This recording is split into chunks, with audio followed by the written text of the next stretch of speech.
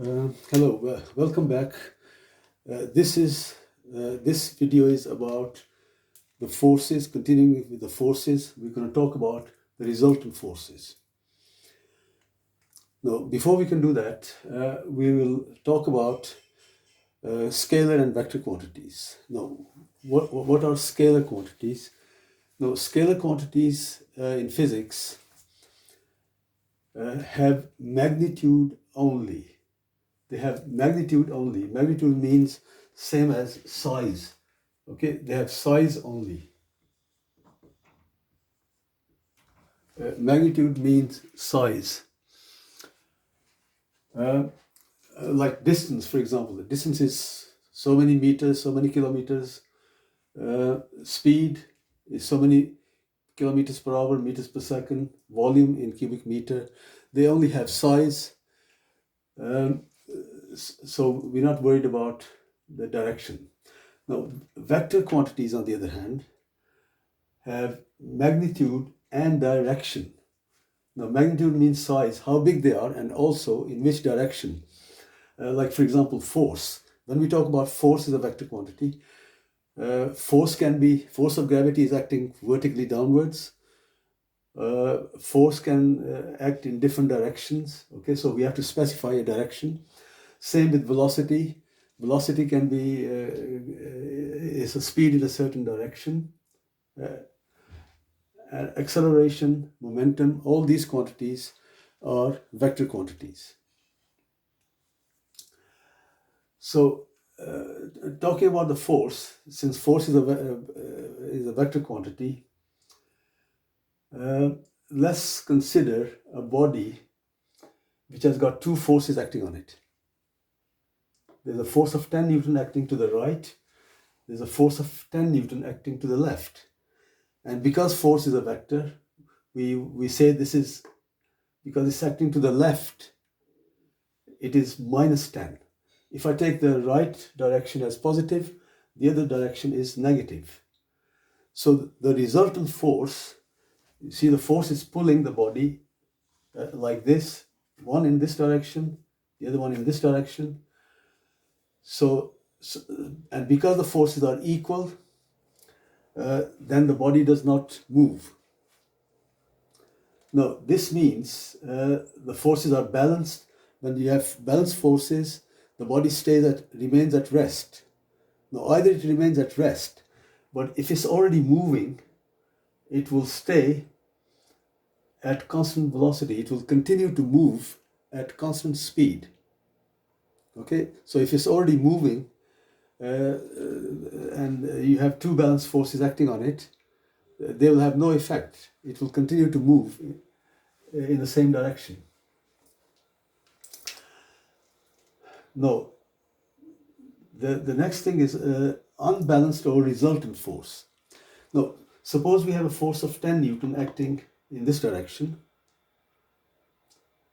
and there's a force of 4 Newton acting in the opposite direction. Then the resultant force is going to be 10 take away 4, which is 6 Newton. Now, remember, because force is a vector quantity, we have to specify the direction. In which direction is this force acting? The resultant force, which I'm going to call FR stands for the resultant. The subscript R stands for the resultant force, is going to act to the right. Okay? So the resultant force is to the right. Now, this is well and good. If the forces are acting in one direction and the opposite direction, it's very easy. What happens if the forces on a body are acting in different directions? Like, for example, if you have a block of concrete with a force of, say, 10 Newton pulling in this direction, and another force of, say, 6 Newton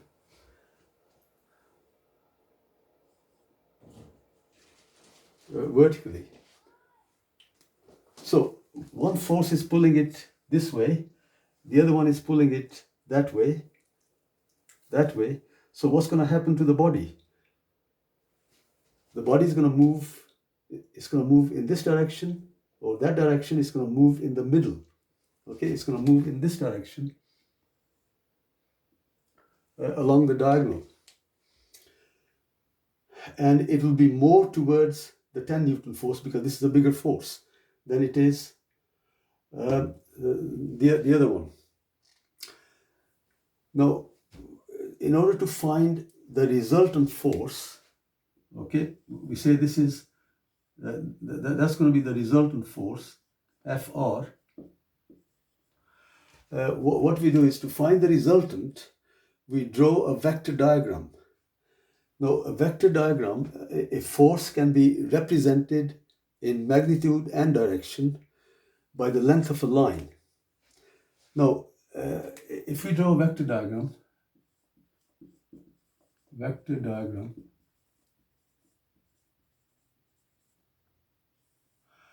we need to use a scale. Now, we can use a scale.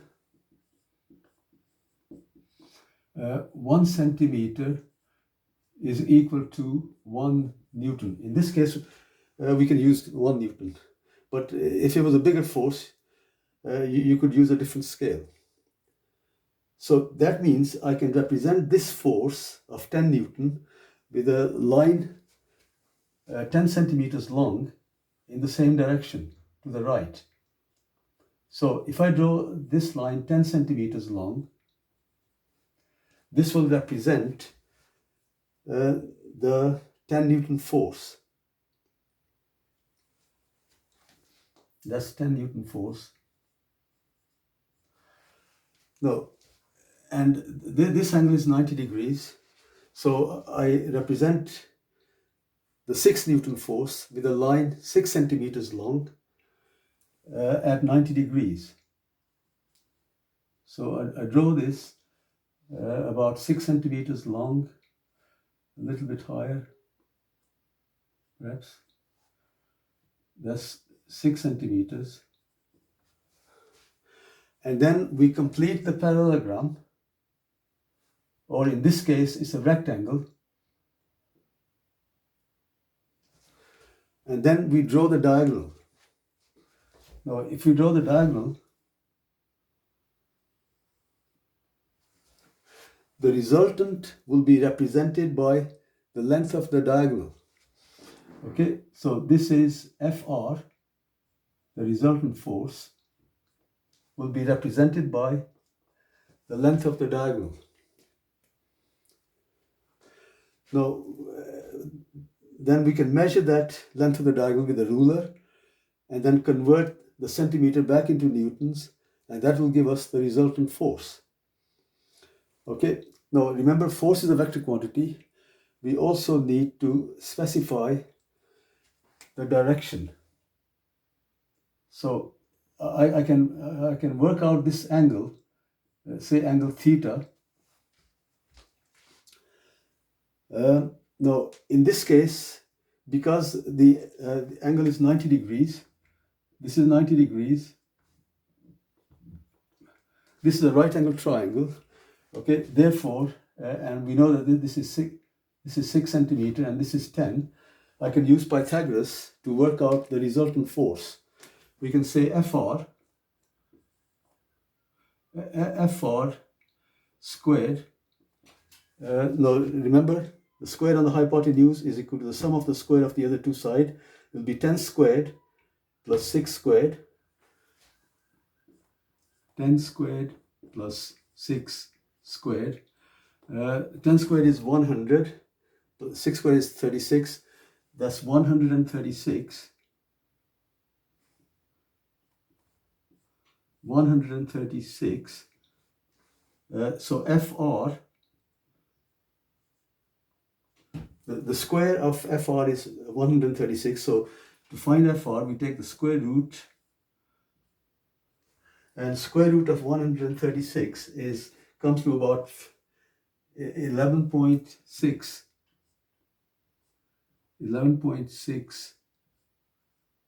Newton. Okay, so the resultant force of these two forces, okay, is about 11.6 newtons. But we haven't finished yet, okay? We need to specify in which direction that is. And to find the direction, we can find this angle by using trigonometry. Okay, this side is the opposite, that's the adjacent. Opposite over adjacent is the tan. We can say tan of the angle theta. We say tan theta equals opposite over adjacent, which is 6 over 10. So to find the angle theta, that's the inverse tan. We use the inverse tan. We say that, so theta equals, now if you find the inverse tan of 6 over 10, which is 0.6, that comes to about 31 degrees. So this gives us the direction. It'll be 31 from the horizontal. So we say that the resultant of these two forces is equal to 11.6 Newton at 31 degrees to the horizontal. So we say FR, I'll write that in different color. FR is equal to 11.6 Newton at 31 degrees to the horizontal.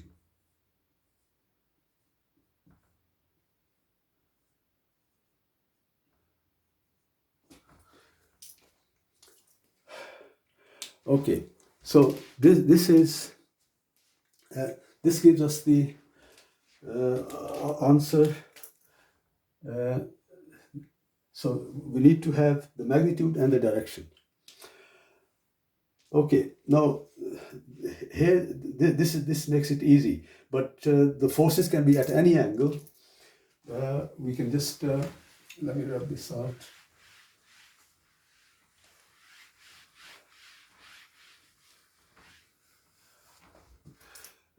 No, if we have a force acting in this direction, another force could be acting in this direction at an angle of 60 degrees or whatever.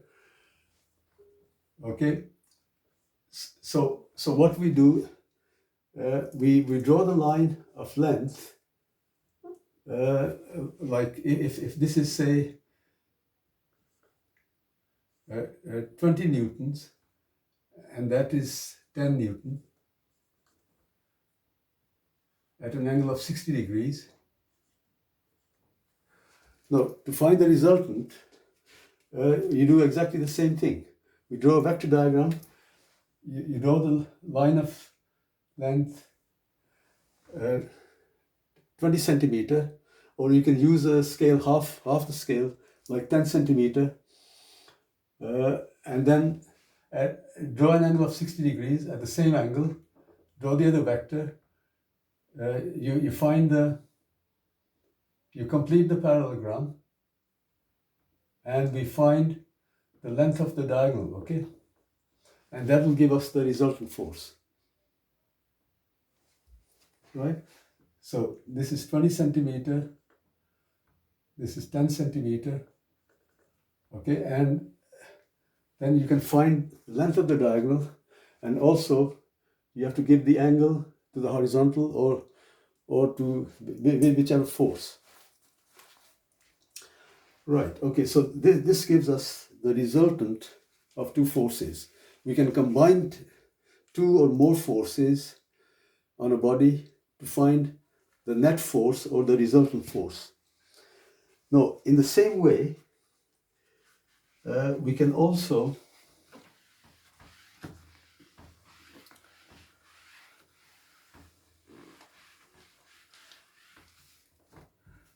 what we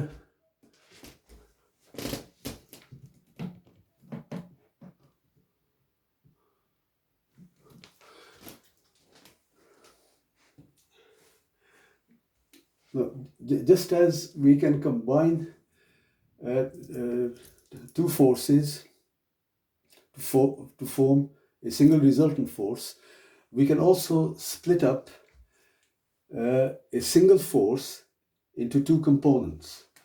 So we can talk about the components of a force.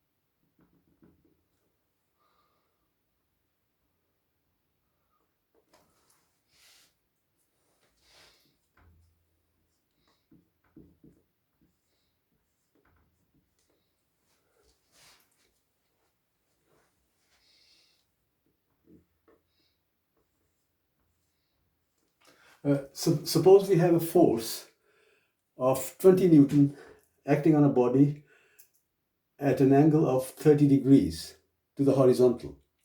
Okay, it's like if this is a block of concrete, okay, and there's a rope tied to it, okay, and you're pulling on that rope at an angle of 30 degrees. Now, this force is having two effects. Partially, it's trying to drag the block horizontally, and partially is trying to lift it up vertically. Okay, because it's got two components. Okay, one which is trying to drag it along, and the other one which is trying to lift it up. So we can split this force up into two components, two parts, okay, at mutually perpendicular to each other. So what we can do is, if I draw this as a vector, then the force in this direction horizontally will be given by the length of this line. Okay, and the vertical force will be given by, now actually the angle which I've drawn is a bit more than 30 degrees. So to make it more realistic, okay, let me draw it a bit more realistic.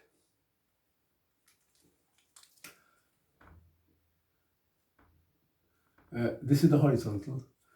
Angle of 30 degrees is about this much. This is 20 Newton. This angle is 30 degrees. Now it's going to have two components, okay? One in the horizontal direction. If I drop a perpendicular, okay? So this will be the horizontal component. And the other one will be the vertical component. If I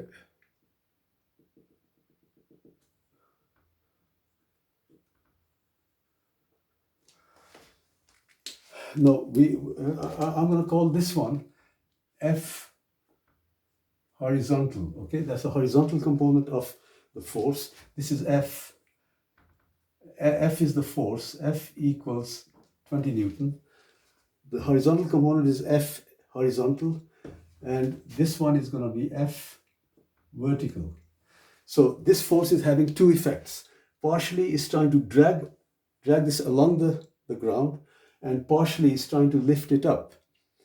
But the dragging component is larger, okay? So the length of this vector is larger, and the way we can work that out, again, you can draw a vector diagram, okay, and then you can work out these two components, okay? You can measure the length of this line and measure the length of this line, and that will represent the two components. But in our case, we can also do this by trigonometry, by calculation. Now, we know that this FH, okay, which is this side, is the adjacent over the hypotenuse is the cosine of 30 degrees. So we can say FH is equal to, using trigonometry, FH over 20 equals the cosine of 30. Now, so FH is equal to FH over 20 equals cosine of 30. So FH equals 20 times the cosine of 30 degrees. Okay, now we can work that out. If you work that out, it comes to about 17.3 Newton.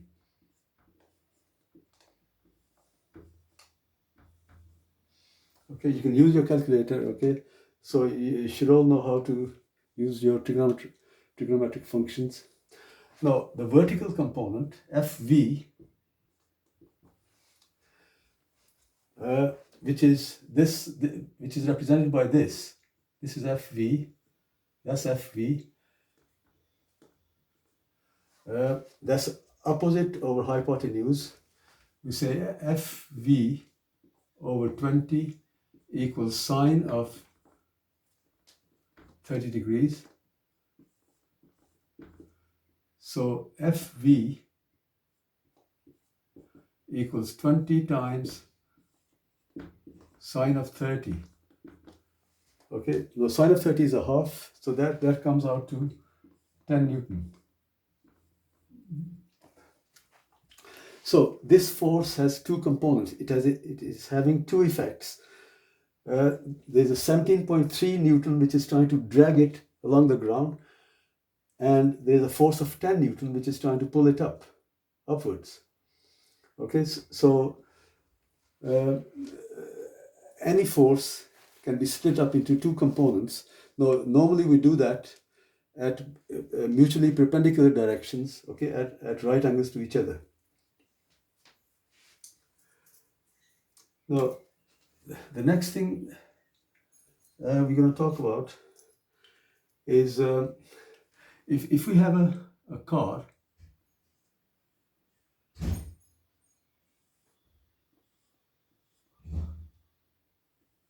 right, let's consider the forces on this car. In the forward direction is the engine thrust. T equals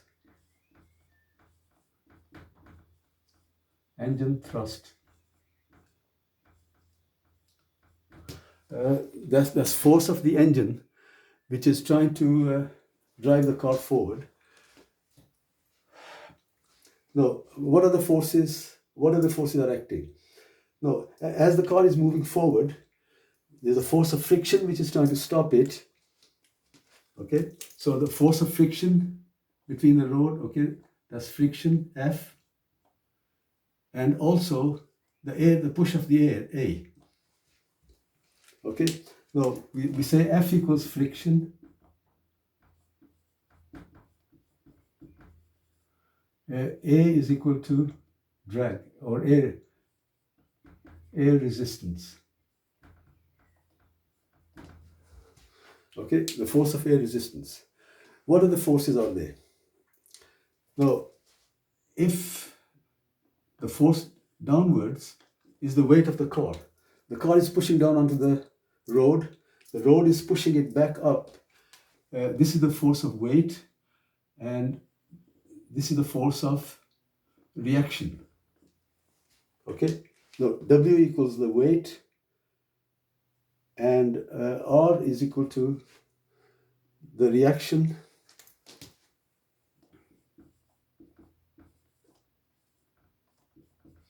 on the ground, and W equals weight. Now, vertically, we know that R is always equal to W. We know that R is always equal to W, so we can forget about that. That doesn't make any difference. because the weight and the reaction, they balance. Now, the engine thrust, on the other hand, if the engine force was greater than friction and air resistance, so first of all, let's say if the engine thrust is greater than friction plus air resistance. So what will happen to the car? The engine is exerting a bigger force. There will be a resultant unbalanced force to the right. So the car will accelerate forward. Now remember, a resultant force always produces acceleration.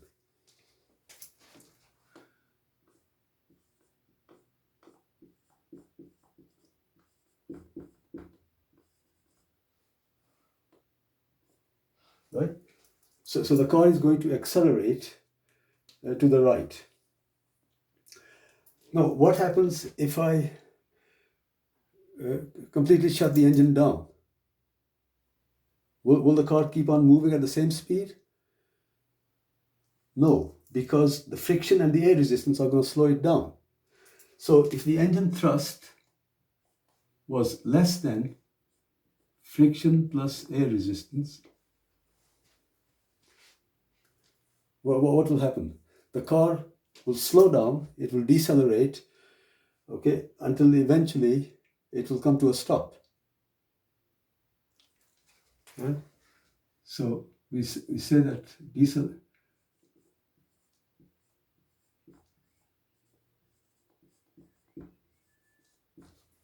deceleration. Now, what happens if T was exactly equal to the friction and air resistance? If the engine force was equal to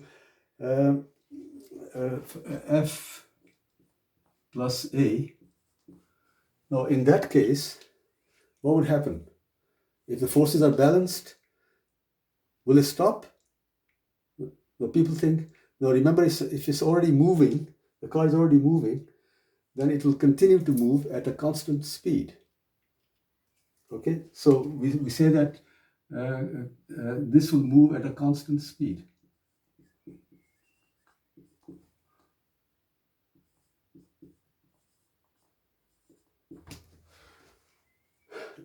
So now remember the cruise control on a car, which make the car go at a constant speed. The engine thrust, you have to provide just sufficient engine thrust just to overcome the friction and air resistance. Okay, and it will keep on moving at a constant speed. Now, if you reduce the engine thrust, the car will slow down. If you increase it, okay, it will accelerate. But so the cruise controls, they provide the car with enough engine thrust just to overcome the friction and air resistance. Okay, and the last thing we're going to talk about is the terminal velocity or terminal speed.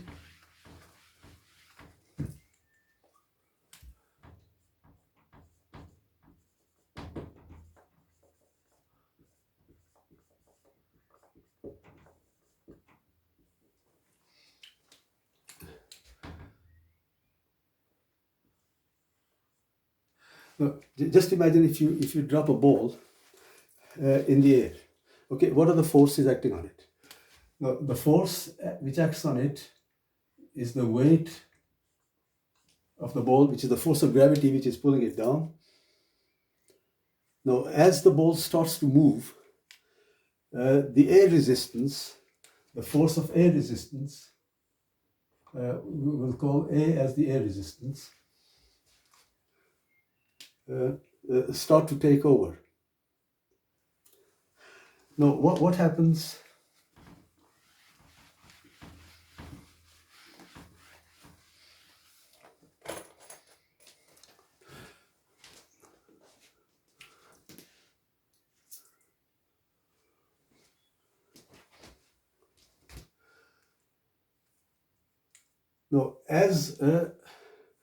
Now, in the beginning, when the ball is not moving, the air resistance is 0. Okay. Now, suppose this force is 10 kilo. If the mass is 1 kilogram, the force will be 10 Newton. Okay, so if this was 10 Newton, now in the beginning this was 0, so it will try to accelerate quickly. Now as it accelerates, the air resistance starts to increase. The air resistance increases with speed. So as the resultant force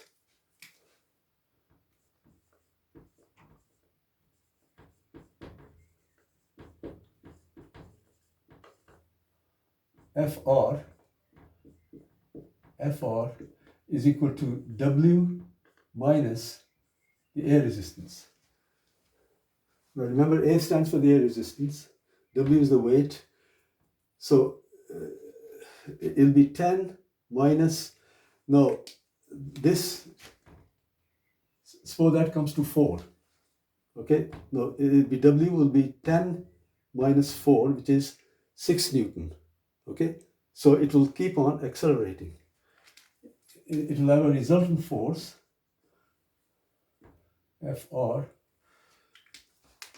Now, as it accelerates, the speed increases more and more, the air resistance becomes bigger and bigger. Okay, so this will become 4, then 5, then 6, until then the acceleration will become less and less and less, until the air resistance becomes equal to the weight or the force of gravity. When the two forces balanced, what happens then? The ball will continue to move with a constant velocity. Okay, so W minus A. So when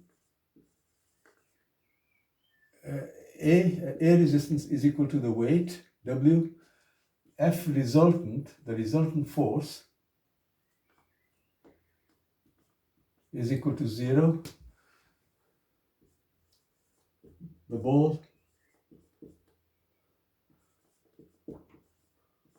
will move at constant speed.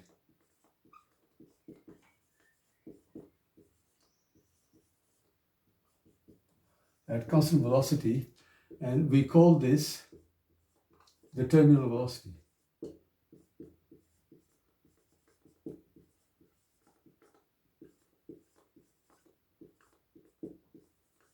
Okay, so this is what terminal velocity is.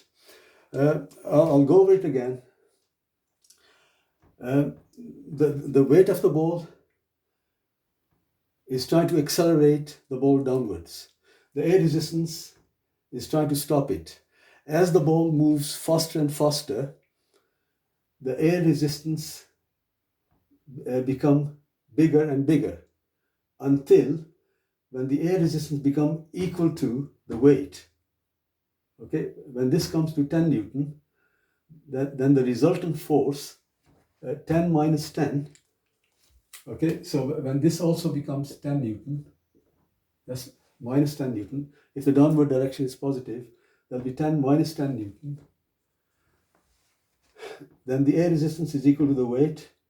The resultant force becomes 0. So the object will continue to move at a constant velocity, which we call the terminal velocity. All objects, they reach terminal velocity.